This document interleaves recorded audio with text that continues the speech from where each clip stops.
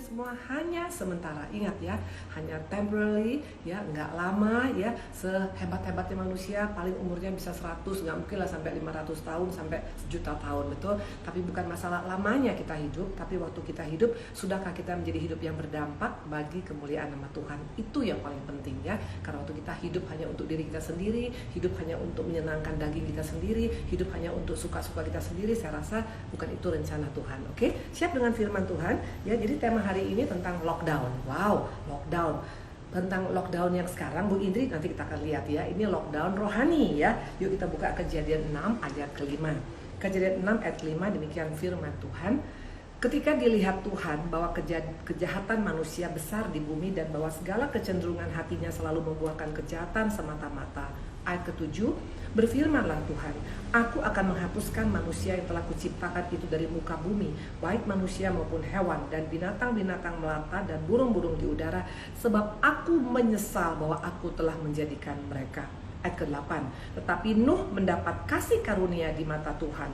Ayat 9, inilah riwayat Nuh. Nuh adalah seorang yang benar dan tidak bercela di antara orang-orang sejamannya. Dan Nuh itu hidup bergaul dengan Allah. Ayat 13 dan 14, berfirmanlah Allah kepada Nuh, aku telah memutuskan untuk mengakhiri hidup segala makhluk sebab bumi telah penuh dengan kekerasan oleh mereka. Jadi aku akan memusnahkan mereka bersama-sama dengan bumi. Buatlah bagimu sebuah bahtera dari kayu gofir. Bahtera itu harus kau buat berpetak-petak dan harus kau tutup dengan pakal dari luar dan dari dalam. Ayat 17 dan 18, sebab sesungguhnya aku akan mendatangkan air bah meliputi bumi untuk memusnahkan segala yang hidup dan bernyawa di kolong langit, segala yang ada di bumi akan mati binasa. Tapi dengan engkau aku akan mengadakan perjanjianku, dan engkau akan masuk ke dalam bahtera, engkau bersama-sama dengan anak-anakmu dan istrimu dan istri anak-anakmu. Ayat 22, lalu Nuh melakukan semuanya itu tepat seperti yang diperintahkan Allah kepadanya. Demikianlah dilakukannya. Kejadian 8, keluar ini firman Tuhan ya, keluarlah dari bahtera itu engkau bersama-sama dengan istrimu serta anak-anakmu dan istri anak-anakmu ya. Nah, di sini dikatakan ini, saya percaya kita semua tahu cerita tentang Nuh ya. Ini bahkan kalau di sekolah minggu itu ada lagunya tentang Nuh, atau intinya pokoknya Nuh ini suatu hal yang sangat-sangat fenomenal, dan ini adalah cerita yang sangat luar biasa bagaimana pada waktu itu Tuhan sangat menyesal, dikatakannya menjadikan manusia. Nah, kita akan lihat ada 5 hal penting pada hari ini ya. Ini berbicara tentang 5 hal penting yang mungkin selama ini kurang kita perhatikan waktu kita membaca kisah tentang Nuh ya. Yang pertama dikatakan adalah apa ya? Waktu kita baca ayat yang tadi ayat ke-5, ketika dilihat Tuhan ya, dikatakan Tuhan melihat. Nah, ini jelas dikatakan kalau kita mau jujur ya, di hadapan Tuhan tuh gak ada yang tersembunyi satupun. Semua transparan di hadapan Tuhan. Tuhan bisa melihat sampai kedalaman hati kita sekalipun ya. Maka dikatakan, kita buka Ibrani 4 ayat 13 ya. Dan tidak ada suatu makhluk pun yang tersembunyi di hadapannya, sebab segala sesuatu telanjang dan terbuka di depan mata Dia, yang kepadanya kita harus memberikan pertanggungjawaban. Ini jelas ya, dikatakan tidak ada satupun yang tertutup, yang tersembunyi di hadapan Tuhan. Mungkin kita sebagai manusia masih berusaha menutupi kekurangan, kelemahan kita ya. Orang bisa nggak tahu, bisa karena manusia terbatas ya. Manusia hanya melihat sebatas yang bisa dia lihat, tapi tidak kepada Tuhan ya. Tadi dikatakan di sini apa? Kita nggak bisa menutupi keberadaan kita melalui jubah kita. Mungkin jubah pelayanan kita, jubah kita punya suka kebaikan kita ya, atau mungkin jubah kegiatan rohani kita ya. Kita nggak bisa nutupin ya. Mana buktinya bahwa memang ternyata ya masalah keterbukaan ini, masalah Tuhan melihat ini jangan dianggap enteng ya. Kenapa bilang? Kita buka Kejadian 3 ayat ke-7 ya. Kita sekali lagi tidak bisa menutupi segala kekurangan dan kelemahan kita dengan memakai jubah pelayanan kita ya. Kita pikir dengan kita berbuat baik, dengan kita kesannya sepertinya sangat-sangat rohani, aman posisinya. No, manusia boleh kita bohongi, tapi tidak Tuhan, karena Tuhan melihat sampai kedalaman kita. Kita buka Kejadian 3 ayat 7. Maka terbukalah mata mereka berdua, ya ini Adam dan Hawa. Terbukalah mata mereka berdua waktu mereka sudah makan buah terlarang, bahwa mereka telanjang, lalu mereka menyemat daun pohon ara dan membuat cawat ya. Ini adalah dosa nenek moyang. Jadi dosa nenek moyang itu bukan hanya sekedar mungkin karena kita pikir mencuri, membunuh. No ya. Dosa pertama adalah apa? Dosa nenek moyang, warisan nenek moyang pertama yang terjadi di Taman Eden adalah apa? Mencoba menutupi kesalahan mereka ya, dengan segala macam gaya, dengan segala macam tipu muslihat ya. Mereka berusaha menutupi ketelanjangan mereka dengan memakai cawat ya. Tapi ternyata tidak bisa, kalau dikatakan ayat 10 dan 11 ya. Dikatakan begini, ia menjawab, ini manusia, ketika aku mendengar bahwa engkau ada dalam taman, aku menjadi takut karena aku telanjang. Sebab itu aku bersembunyi. Firman Tuhan, firman-Nya, siapa yang memberitahukan padamu bahwa engkau telanjang? Perempuan yang kau tempatkan di sisiku, dialah yang memberi dia dari buah pohon itu kepadaku, maka ku makan. Nah ini jelas, warisan pertama daripada nenek moyang kita, warisan dosa yang pertama, bukan hanya sekedar mencuri, membunuh, atau misalnya sekarang misalnya berdusta, no, tapi ternyata adalah menutupi dosa ya. Itu daripada warisan yang sudah Tuhan berikan dia sudah dimiliki oleh nenek moyang kita ya. Makanya kenapa kita juga sebagai anak-anak Tuhan seringkali kita memilih warisan dosa ini, kita pertahankan ya. Kita sudah melakukan kesalahan tapi kita berusaha menutupin dengan cara kita ya. Bahkan seringkali kita menjadi orang-orang munafik dalam gereja ya. Kita tahu kita salah tapi kita masih tetap merasa orang lain gak tahu. Tetap selama aku masih tetap ada kegiatan rohani, aku masih melayani, aku masih ada di gereja, tidak mungkin orang yang bisa tahu ya. Nah itu dikatakan yang pertama. Nah yang kedua lagi dikatakan tadi, kenapa Tuhan mesti bilang seperti ini ya? Kenapa engkau, dari mana kau tahu kau telanjang? Apa kau makan? Pertanyaan, apa Tuhan gak tahu kalau manusia pertama itu makan buah terlarang? Sangat tahu. Kenapa Tuhan mesti bertanya? Karena Tuhan masih berikan kesempatan. Ayolah, ngakulah. Karena tanpa kau ngaku pun aku tahu. Tapi ternyata apa kata manusia itu? Perempuan yang kau tempatkan di sisiku, dialah yang memberi dari buah pohon itu kepadaku, maka aku makan. Ini warisan yang kedua. Warisan yang masih suka ngeles, bukan mengaku dosa. Padahal kalau dia Adam hanya mengaku berkata, iya Tuhan, aku salah, aku makan. Padahal kan Tuhan bilang gak boleh. Simple semuanya, dia gak akan dibuang dari Taman Eden. Tapi inilah dosa yang kedua. Yang pertama tadi berusaha menutupin kelemahan. Yang kedua, sesudah ketahuan sama Tuhan, masih coba lagi menyalahkan orang lain. Bagaimana dengan kita?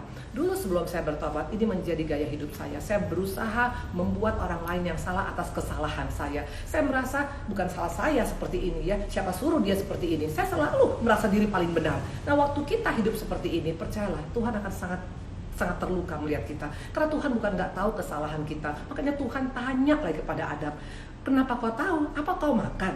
Kalau saya sangat percaya, waktu Adam lagi makan, sebelum Adam makan pun Tuhan sebenarnya sudah tahu. Tapi Tuhan mau tahu sampai di mana ketaatanmu kepadaku. Jadi waktu Tuhan bertanya, bukan karena Tuhan tidak tahu. Tuhan hanya berharap Adam mengadakan pengakuan. Dan sampai hari ini pun Tuhan berharap kepada setiap kita, kalau kita pernah melakukan buah terlarang, pernah melakukan hal yang tidak baik, tinggal masalah ngaku di hadapan Tuhan ya. Nah, jadi dikatakan di sini udah salah, ngeles lagi. Ini dosa yang paling fatal di mata Tuhan. Jadi waktu itu ada yang bertanya sama saya, Bu, dosa apa yang gak bisa diampunin? Semua dosa bisa Tuhan ampunin ya. Semua dosa bisa Tuhan ampunin. Kalau Tuhan katakan apa? Dosa semerah kelinci pun menjadi putih seperti salju. Artinya dosa yang fatal sekalipun. Mungkin pernah berzina, mungkin pernah kumpul kebo, mungkin pernah selingkuh, mungkin pernah membunuh, mungkin pernah mencuri, mungkin pernah korupsi, mungkin pernah melakukan hal yang tidak baik sekalipun. Semua Tuhan bisa ampunin ya. Bahkan dikatakan menjadi putih seperti salju. Kuncinya kita mengadakan pengakuan. Makanya Tuhan datang pada waktu itu ke Taman Eden. Tuhan mau langsung datang. Tuhan begitu peduli dengan manusia. Tuhan gak kirim malaikat loh. Tuhan langsung datang kepada kita. Hari ini pun Tuhan bicara kepada setiap kita, ke dalam hati kita. Anakku, kenapa kau seperti ini? Apa yang kau sudah lakukan? Tinggal ngaku sama Tuhan padahal. Tapi itulah manusia ya. Karena apa? Kita adopsi dosa warisan. Kita pikir kalau Adam pernah melakukan itu ya wajar aja kalau melakukan itu. Makanya gak heran kutuk gak bisa diputuskan dalam kehidupan kita. Karena kita terus hidup dengan kutuk yang pernah terjadi di Taman Eden ya. Nah dikatakan di sini, sudah lakukan kesalahan, masih lagi menyalahkan orang lain alias ngeles ya. Nah dikatakan lagi di sini, yang paling parah lagi bukan hanya sekedar ngeles, tapi dia mencari kesalahan orang lain. Bukan aku, tapi perempuan itu. Perempuan bilang bukan aku, tapi ular. Jadi ini kesalahannya 3 pol abis ya. Pertama, mencoba menutupin kesalahan. Kedua, ngeles, tidak mengaku langsung. Dan ketiga, mencari kambing hitam. Pertanyaan, bagaimana dengan kita? Apa kita masih suka dengan hidup seperti ini ya? Dulu semua ini ada di saya ya. Saya dulu berusaha menutupin ya. Sepertinya kesannya baik ya, datang ke gereja setiap hari Minggu, tapi kenyataannya apa yang terjadi? Sesudah dari gereja melakukan hal yang tidak baik. Dan waktu ditanya oleh Tuhan, karena Tuhan tuh bicara sama kita langsung, apa yang kau sudah lakukan Indri? Ya tapi kita suka bilang, enggak bukan aku Tuhan. Ya itu bukan saya, selalu mengelak dan mengelak. Nah waktu kita masih suka mengelak, apa yang kau sampai menyalahkan orang lain? Percayalah, engkau tidak akan bisa menjadi pribadi yang menyenangkan hati Tuhan ya. Nah dikatakan di sini, sadis sebenarnya, tapi ini fakta. Ini masih manusia pertama loh. Padahal kalau dipikir-pikir, kurang apa mereka bergaul dengan Tuhan. Mungkin di tempat ini kita juga bergaul dengan Tuhan, kesannya suka menyembah, suka baca firman, suka doa. Pertanyaan, yakinkah kita sudah menyelesaikannya dengan baik dengan Tuhan?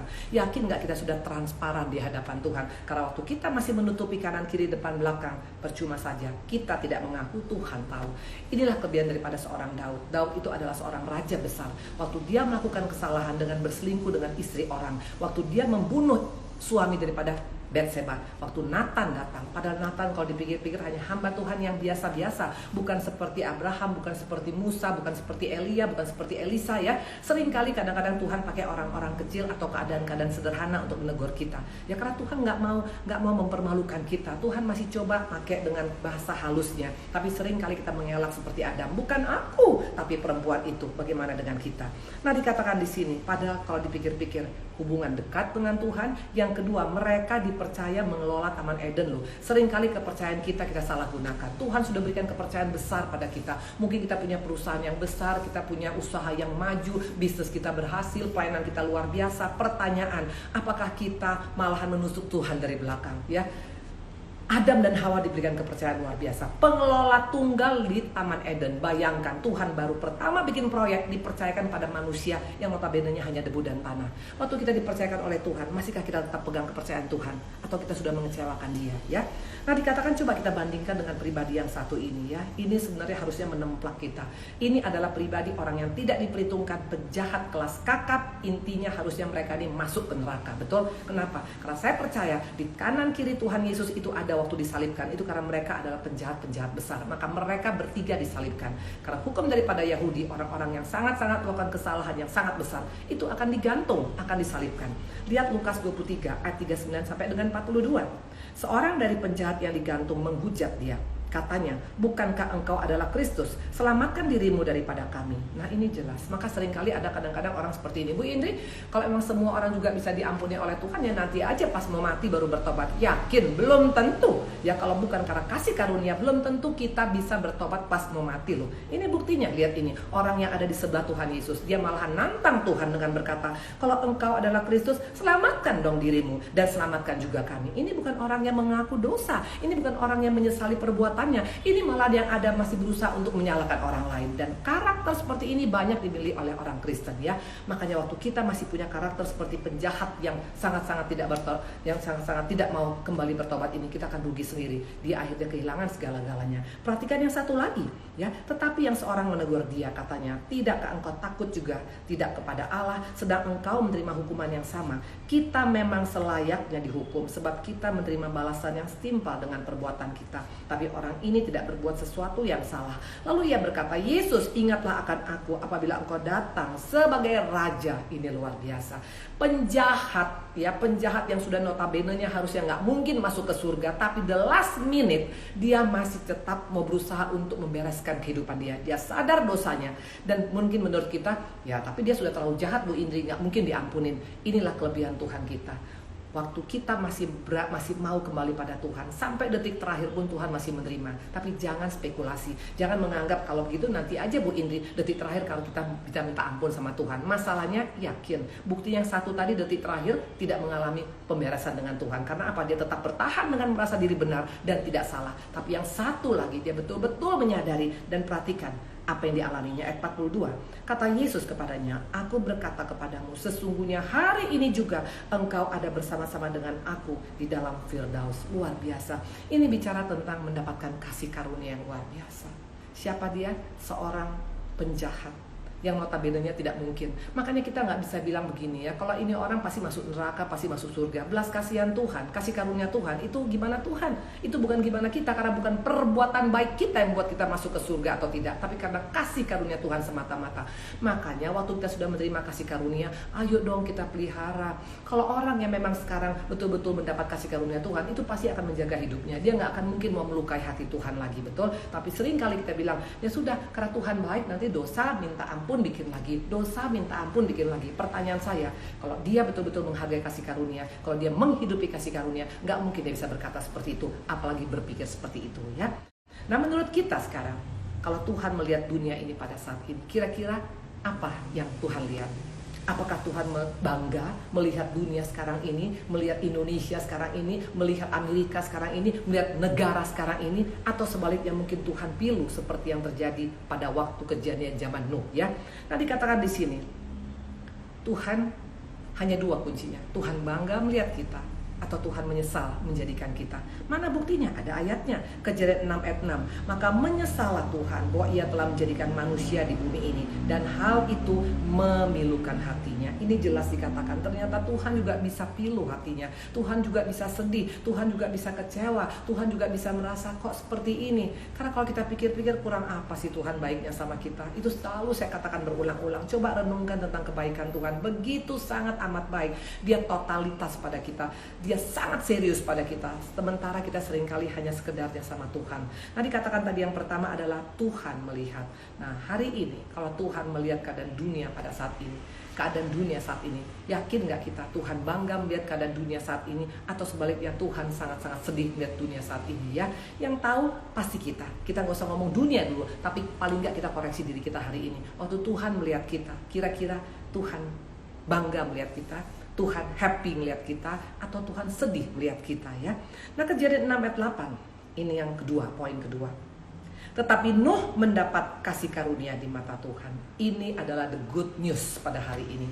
Ternyata kalau dunia semuanya boleh lockdown, sekarang mall itu lockdown, itu negara sekarang lockdown, airport sekarang lockdown, bahkan juga banyak juga tempat-tempat yang selama ini mungkin kita kunjungi seperti salon, seperti sekarang tempat makan, restoran, atau bahkan juga tempat-tempat yang selama ini kita suka nongkrong, itu semua lockdown. Tapi hanya satu yang ternyata yang tidak lockdown sampai pada waktu Tuhan, yaitu apa? Kasih karunia Tuhan. Sampai hari ini masih surga masih open gate, surga masih terbuka ya. Tuhan masih berikan kasih karunia kepada setiap kita yang mau meresponi pada hari ini. Dan buat saya ini adalah hal yang luar biasa, ini adalah berita yang luar biasa. Ternyata di tengah kepiluan Tuhan, inilah hebatnya Tuhan kita. Di tengah Tuhan kecewa, tetap Tuhan tuh masih sangat peduli, karena Tuhan gak mau sebenarnya satupun kita binasa ya. Tapi memang betul ada orang yang mengecewakan Tuhan ya, ada dunia yang mengecewakan Tuhan, tapi Tuhan tetap masih berikan kesempatan. Maka dikatakan tetapi Nuh mendapat kasih karunia di mata Tuhan ya. Ini yang membuat kita berita baik buat kita. Ternyata di tengah apapun kejadian dunia pada saat ini, tetap masih ada pengharapan yang luar biasa. Tuhan masih membuka pintu kasih karunia buat setiap kita, siapapun kita di tempat ini. Saya mau sekali lagi omongin, siapapun, whoever you are. Mau engkau miskin, engkau kaya, mau engkau tua, mau engkau muda, mau kita cantik, mau kita jelek, mau kita pintar, mau kita bodoh, mau kita belum terima Yesus, mau kita sudah terima Yesus, siapapun sekarang ini pintu lagi terbuka ya, pintu karunia ya, dikatakan open gate daripada surga. Sayang sekali kalau kita sekarang surga lagi mau mentransferkan banyak kasih karunia, tapi kita tidak mau meresponi dengan baik ya. Nah, dikatakan ini berita baiknya ya. Dan yang paling luar biasa dikatakan bukan hanya untuk satu orang, tapi untuk seisi keluarga. Dikatakan tadi Nuh mendapatkan belas kasihan, mendapatkan kasih karunia seisi rumahnya ya, dia, istrinya, anaknya, semuanya itu mendapatkan kasih karunia daripada Tuhan ya. Nah, makanya dikatakan di sini ternyata kita kalau satu orang saja, perhatikan ini adalah satu pengharapan luar biasa. Satu orang saja sungguh-sungguh dalam rumah tangga itu bisa menyelamatkan seisi rumah. Makanya kalau ada seorang istri yang betul-betul takut akan Tuhan, dia akan menyelamatkan suaminya, anaknya, mertuanya, menantunya, bahkan juga mungkin semua saudara-saudaranya. Dan bayangkan sekarang makanya kalau dibandingkan dengan corona, dikatakan corona kalau satu orang terinfeksi itu bisa kena kepada 3 orang, betul? Nah, tapi kita yang luar biasa kasih karunia, kalau kita hidup dalam kasih karunia, kita sungguh-sungguh pada Tuhan, kita bisa menyelamatkan satu keluarga. Kalau engkau misalnya sekarang punya anak 4 dengan suami ya, dengan orang tua, dengan mertua, itu semuanya selamat waktu kita sungguh-sungguh dalam Tuhan, waktu kita mau meresponi kasih karunia. Dan bayangkan sekarang kalau misalnya anak kita menikah lagi, dia dengan keluarganya juga nanti, dengan mertuanya, dengan keluarganya lagi, intinya akan ada terjadi multiplikasi besar-besaran. Kasih karunia itu pelipat gandaan besar-besaran. Tinggal masalahnya, mau gak kita menjadi orang yang sungguh-sungguh dalam Tuhan? Karena kuncinya ada di kita. Kuncinya waktu kita sungguh-sungguh, seisi rumah selamat. Ini yang luar biasa ya. Bahkan satu bangsa pun bisa selamat. Mana buktinya? Ayo kita lihat Kejadian 18 ayat 32. Ternyata kunci daripada orang yang dibenarkan oleh Tuhan itu powernya luar biasa loh. Maka seringkali kita menganggap biasa-biasa aja Bu. No, tidak ada yang biasa-biasa ya. Oke, kita akan lihat lagi. Dikatakan Kejadian 18 ayat 32. Katanya Abraham kepada Tuhan, Janganlah kiranya Tuhan murka kalau aku berkata lagi sekali ini saja. Sekiranya 10 didapat di sana. Awalnya Abraham bilang kalau 50 bagaimana? Tuhan bilang oke, kalau 50 nggak jadi tuh Sodom dan Gomora. Tapi nggak ada 50, makanya Tuhan bilang oke. Abraham bilang apa? Oke. Jadi ada yang baik berkata, ibu minum dulu, minum. Thank you cantik.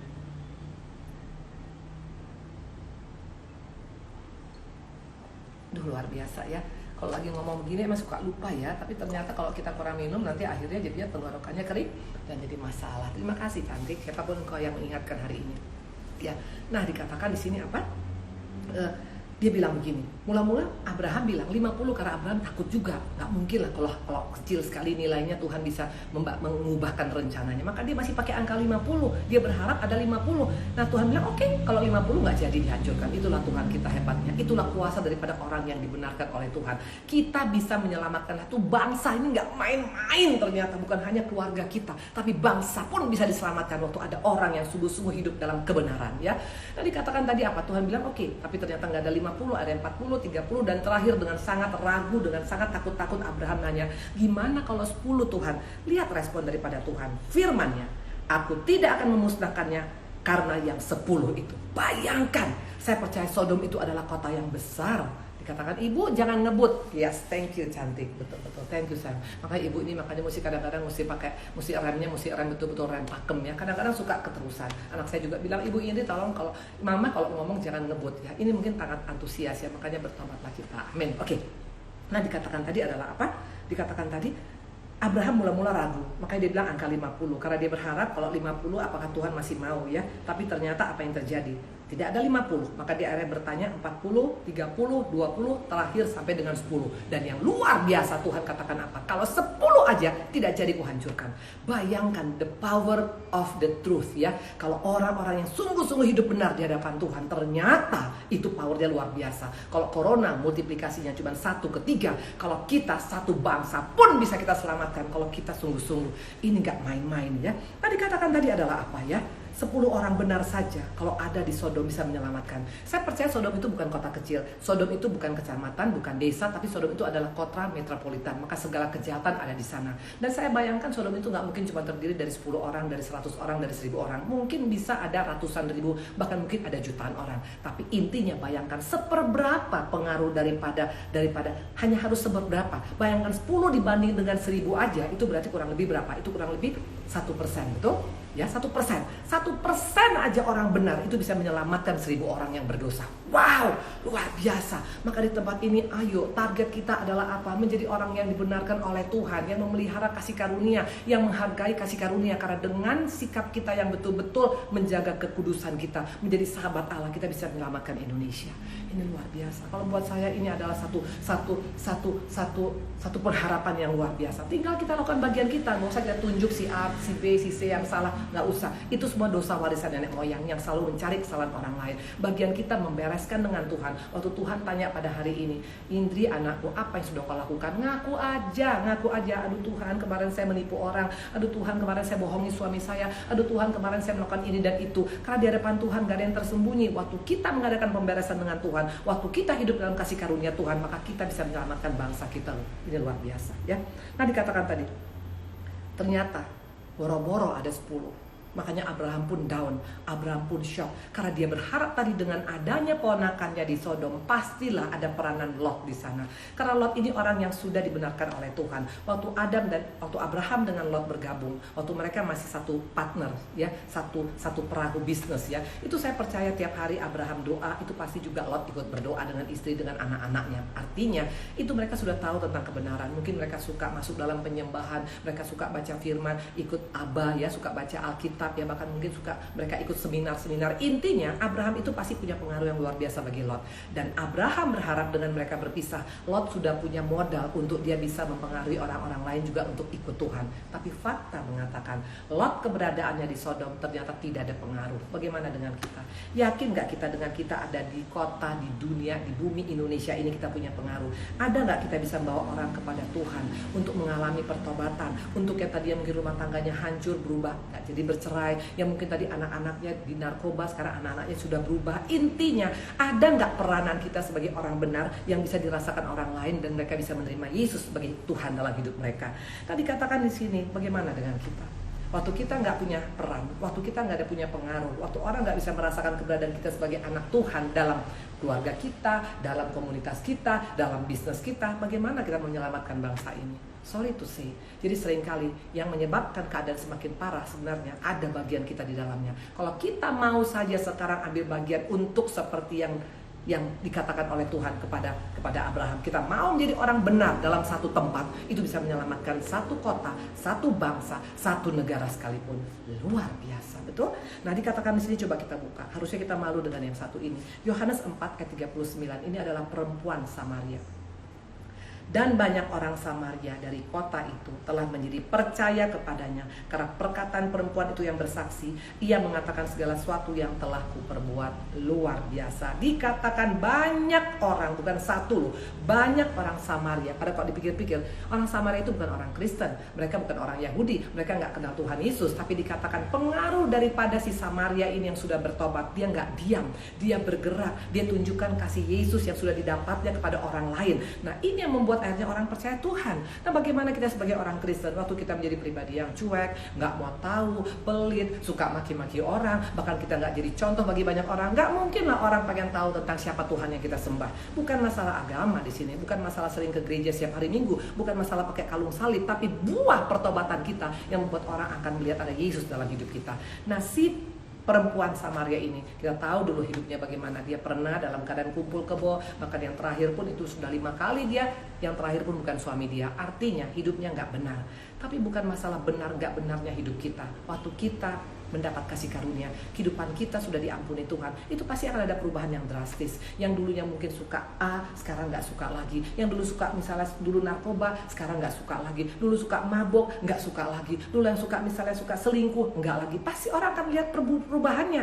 Nah, perubahan si perempuan Samaria ini yang membuat orang akhirnya percaya Yesus, bukan hanya karena khotbahnya. Karena kalau kita hanya sekedar mengkhotbah, tapi kita nggak melakukan apa yang kita khotbahkan, nggak akan terjadi itu pemulihan, nggak akan terjadi transformasi, nggak akan terjadi orang mencari Yesus dalam hidupnya. Nah, ini dikatakan orang ini baru bertobat. Dia hanya ketemu Tuhan di sumur dan jam 12 siang. Dia bukan untuk dapat vitamin D, bukan ya. Kayak sekarang semua ibu-ibu, semua bapak-bapak, semua ibu Indi juga sibuk sekarang untuk jemur ya, untuk vitamin D. Bukan untuk cari vitamin D dia, karena takut kena virus corona. Bukan, karena dia mau ambil air di sana. Dan dia sengaja ambil air jam 12 siang supaya ketemu dengan wanita-wanita lain, karena dia pun sadar hidup dia sangat-sangat gak benar. Tapi lihat ya, di tengah-tengah yang keadaan tidak sempurna pun, waktu dia menerima kasih karunia Tuhan. Jadi jangan begini, jangan kita berharap kita hanya menerima kasih karunia Tuhan tuh harus di tempat yang sangat formal ya, harus di tempat-tempat yang sangat khusus. No, masalah hati, waktu hati kita mau terbuka. Pada saat ini pun, waktu engkau mendengar saat ini, kalau kita mau terbuka dengan berkata, Tuhan, aku mau undang engkau, aku mau terima kasih karunia-Ku Tuhan, aku mau mengaku segala dosaku, it can happen. Kita bisa dibenarkan karena kasih karunia sampai hari ini belum lockdown dari surga. Itu yang buat aku bangga sama Tuhan Yesus. Dan dia walaupun dalam keadaan dia pilu, walaupun Tuhan kecewa, tetap Tuhan masih ingat, bagaimana kalau ada orang yang masih mau kembali kepadaku. Tuhan masih tetap memberikan pengharapan pada setiap kita. Ayo followers, conquerors, ini waktunya kita. Saya percaya ini waktunya kasih karunia lagi banyak diberikan besar-besaran dari surga. Bukan obral kasih karunia, tapi karena sayangnya Tuhan kepada kita. Ya, dikatakan tadi adalah apa tadi? Nah, dikatakan tadi yang pertama, sebentar saya coba lagi ulang ya. Nah, tadi yang pertama tadi intinya bahwa dikatakan Corona itu 1:3, sementara kasih karunia 1 keluarga diselamatkan waktu kita sungguh-sungguh bertobat. Ini keren banget, luar biasa. Nah, dikatakan tadi 1 bangsa bisa diselamatkan ya, ingat ya, jadi kita punya peranan luar biasa. Nah, yang ketiga tadi, yang pertama adalah apa? Yang pertama adalah Tuhan melihat. Nah, kalau Tuhan hari ini melihat dunia ini, melihat Indonesia, melihat dunia ini, melihat kita, kira-kira apa komentar Tuhan?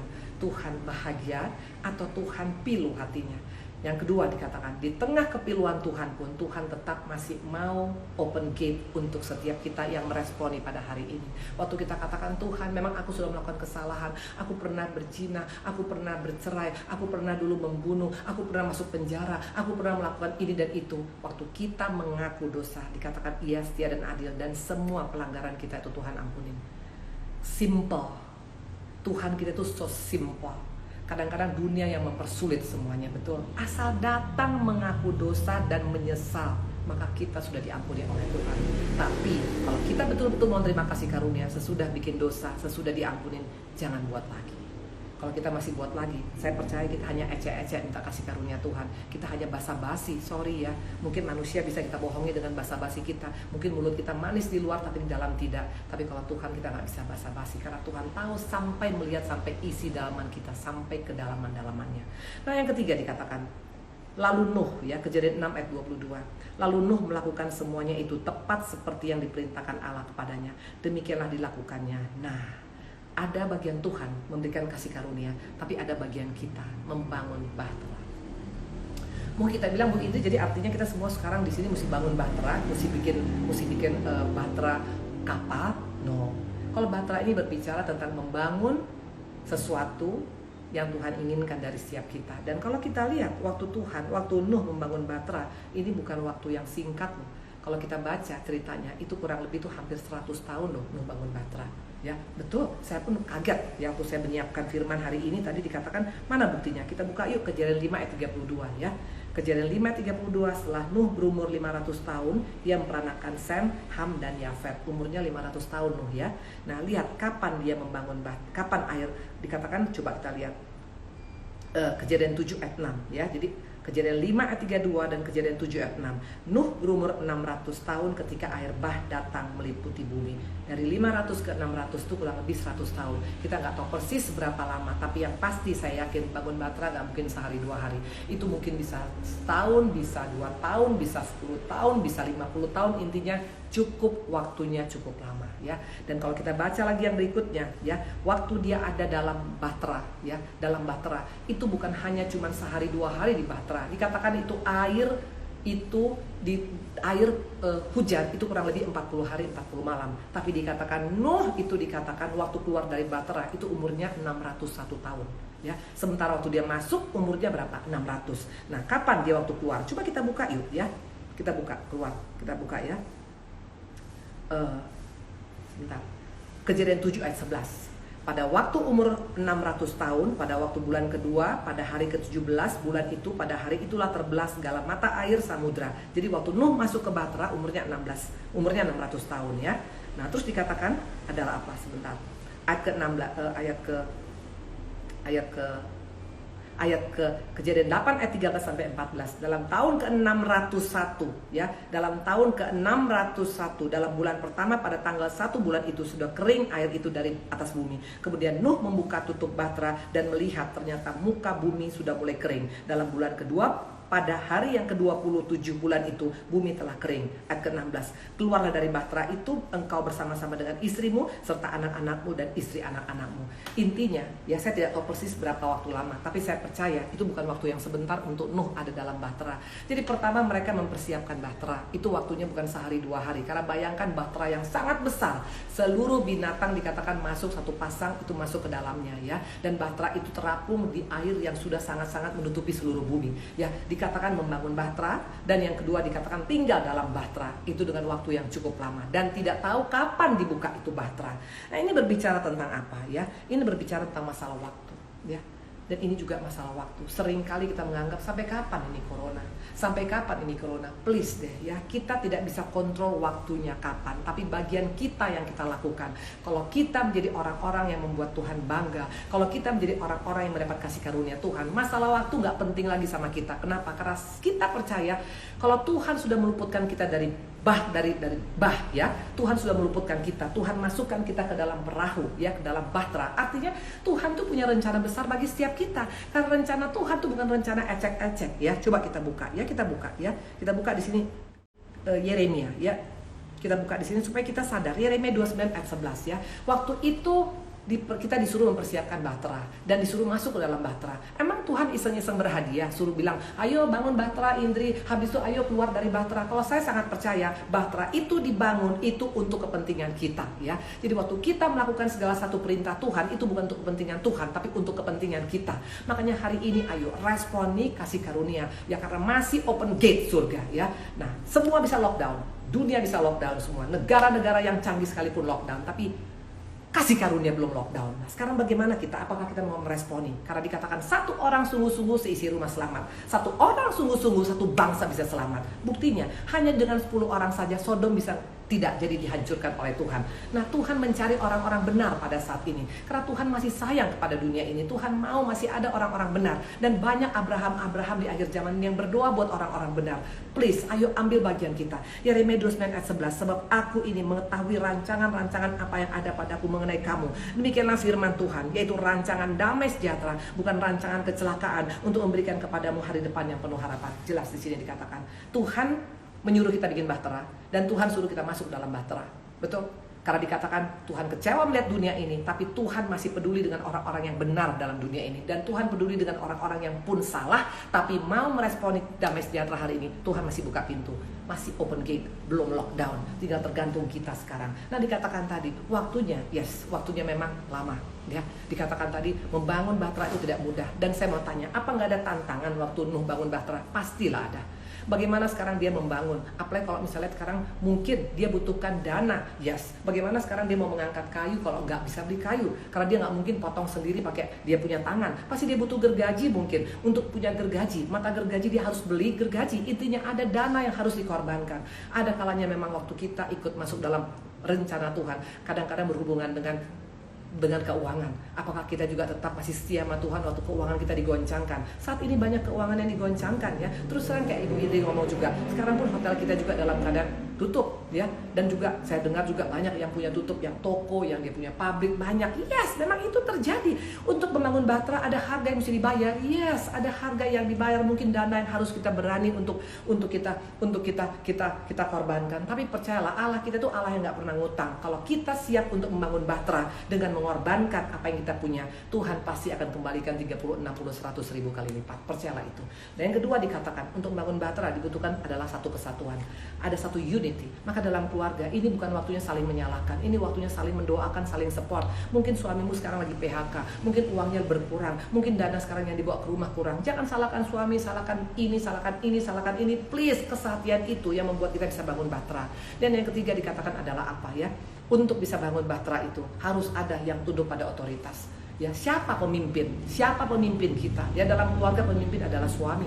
Ya, dalam negara ini pemimpin adalah pemerintah ya. Nah, apakah kita juga tunduk kepada Tuhan sebagai pemimpin kita? Waktu kita berontak, nggak akan terjadi itu bahtera. Nah, seringkali makanya bahteranya kenapa nggak jadi bisa siap dalam kehidupan kita? Karena kita nggak tunduk pada otoritas. Jadi pertama tunduk pada otoritas, yang kedua dikatakan harus ada kesatian ya, dan yang ketiga dikatakan adalah apa tadi? Kadang-kala kita mesti mengorbankan dana yang kita milikin.